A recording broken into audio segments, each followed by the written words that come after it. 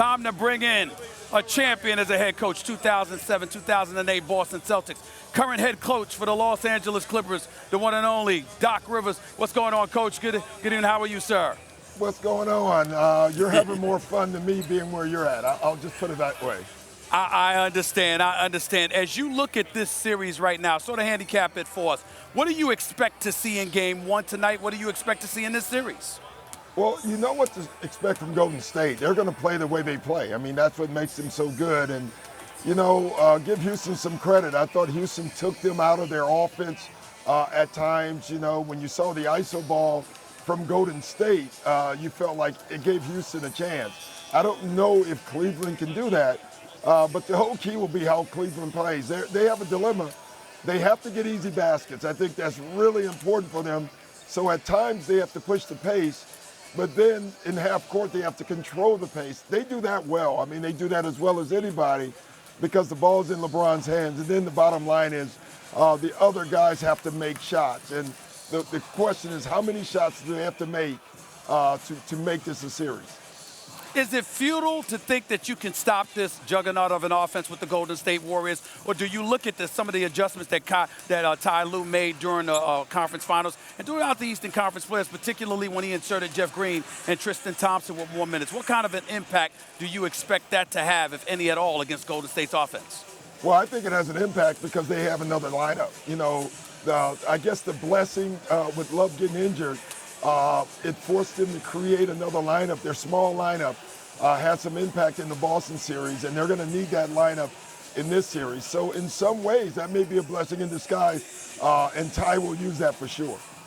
Coach, very few people know Ty Lue better than you. He's a protege of yours. He coached under you. You know him. You've always been very, very praiseworthy when it comes to him. Talk to me about the noise, some of the things that you've heard about Ty Lue and his coaching, not just throughout these playoffs, but throughout the 3 years he's been in Cleveland in terms of guiding them to a championship, and how he may not be receiving the acclaim you believe he so richly deserves. Talk to me about that. No, I just, you know, listen, at the end of the day, coaches and everybody, players should be as well. Stephen, we're judged by a record. And when you look at Ty Lue's record and what he's done, just his playoff record alone, I think he deserves more respect. But you know, the thing with Ty, he doesn't care. At the end of the day, Ty just wants to win games and do his job and be left alone. And so he's good with that. But he has done an amazing job. I think people don't realize how hard it is to coach talent and try to get the talent to do things to help the team win. You know, you look at the timeouts after timeouts in the Boston series, just alone, it was Ty Lue that had the advantage out of timeouts. And I don't think he gets enough credit for his ATOs, for his defensive adjustments. Ty Lue can really coach. I knew that when he was a player, and I believed in him, and he has shown that for sure. Coach, one of the things that a lot of people feel he doesn't get enough recognition for is what he had to deal with once Kyrie Irving departed. Dan Gilbert didn't have to trade Kyrie Irving, still had 2 years left on his deal, but elected to move him out anyway, and that put the Cleveland Cavaliers in a quandary, yet they're back here now. What was that like? What did he tell you that was like, having to coach this team in the aftermath of Kyrie Irving's departure? Well, what was difficult is at the beginning of the year, you know, there's no Kyrie, and then Isaiah Thomas is injured. So they start the season out with not the team that they thought they were going to have to begin with, and then they make a big trade. And, you know, you rarely see a team that made the trade that they made and all the changes that they made and actually went young to still get their team to the finals. And I thought he really had to walk a tight line. He needed to play some of the young guys that they got in the trade, but he also couldn't play them to a point where it hurt the team. So he's been walking that fine line all year. You know, he throws Clarkson in at times. Clarkson gives him minutes. Sometimes he plays well, sometimes he doesn't. But what Ty is doing right now is trying to build the team now to win and try to give the young guys confidence. I think Nance in this series can be key for them. I think he can be a really important player for them.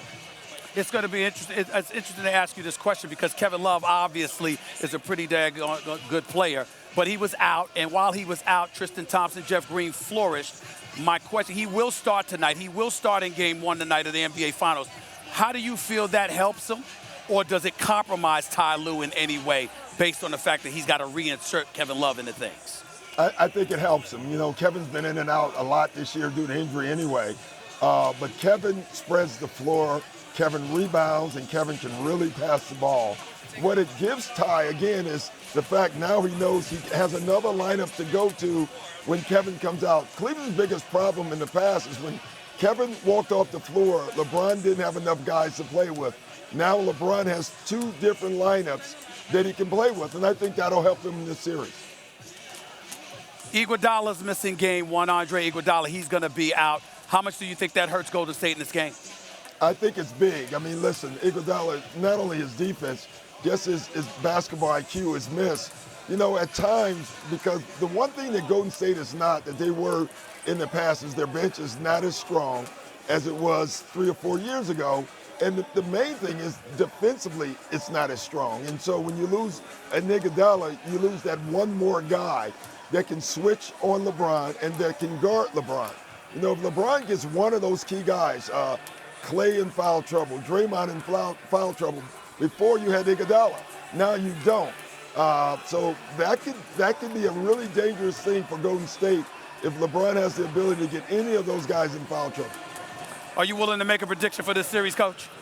No, I'm not. I'm not a prediction. I can tell you who I'm rooting for. Right. That would be Ty Lue. Make no mistake about it. Before I let you go, Coach, on a personal level, you got signed a 2-year extension with the Los Angeles Clippers. Congratulations on that. What's your biggest challenge moving forward with this team?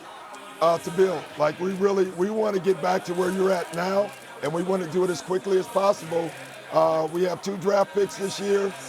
We have money coming up in the next couple of years, flexibility. So we want to build, and we want to get back to exactly where you're at right now. Doc Rivers, really, really appreciate you taking time out of your busy schedule to join me, man. Thank you so much. Great seeing you.